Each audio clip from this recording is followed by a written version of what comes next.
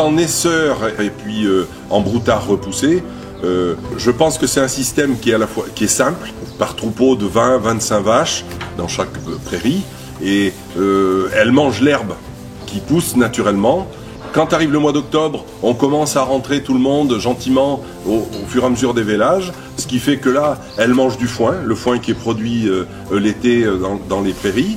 Elles mangent de l'enrubanage, donc l'enrubanage c'est comme une boîte de conserve, c'est du foin mis en boîte de conserve.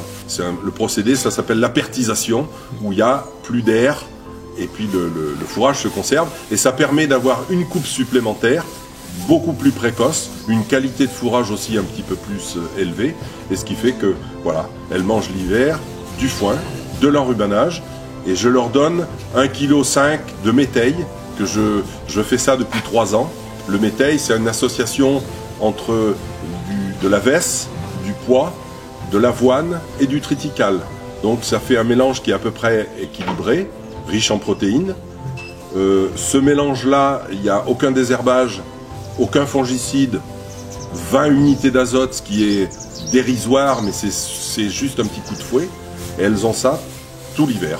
Les génisses sont complémentées un petit peu plus, elles les ont 3 kg, mais tout le monde, foin, enrubanage, paille et de l'eau propre à volonté.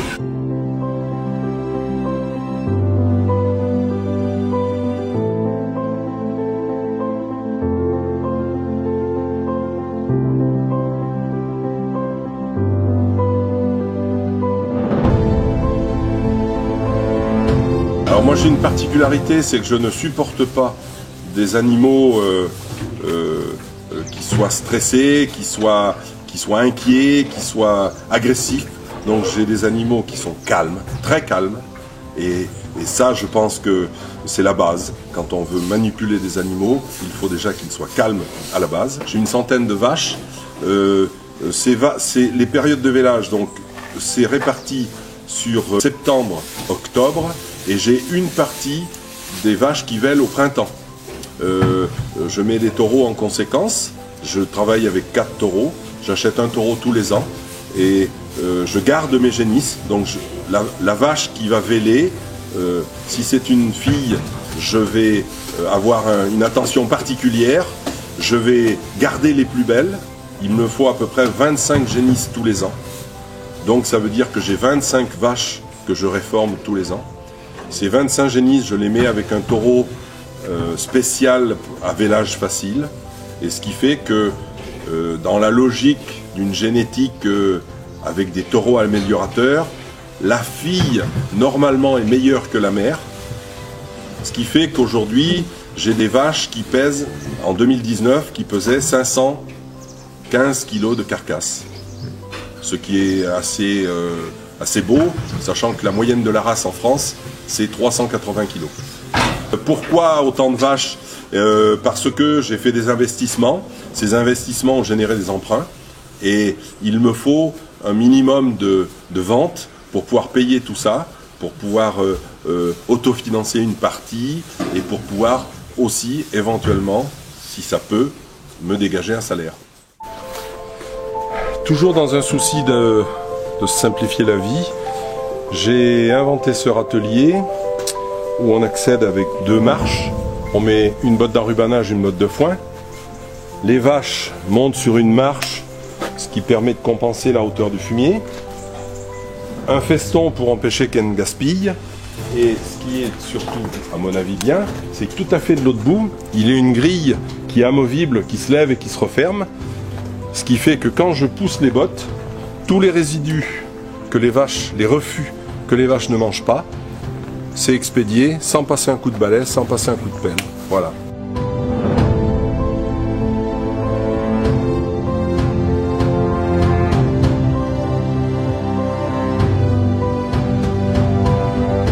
Donc François, l'avantage de ce passage canadien, à quoi ça sert?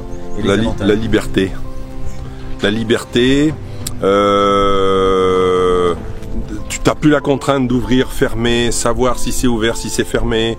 Les vaches peuvent être à 2 mètres du passage canadien, elles ne passeront pas. Moi j'ai fait l'essai avec des génisses, une botte d'enrubanage, reculer, reculer, reculer. quand arrive la botte d'enrubanage au milieu du passage, les génisses s'arrêtent. Elles ont peur du vide et de l'effet zebra crossing. Le vide, le plein, le vide, le plein. Et à partant de ça, c'est parfait. Il faut juste respecter quelque chose. Il faut que ça soit plus de 2 mètres de large, parce qu'une vache peut être capable de sauter 2 mètres de large.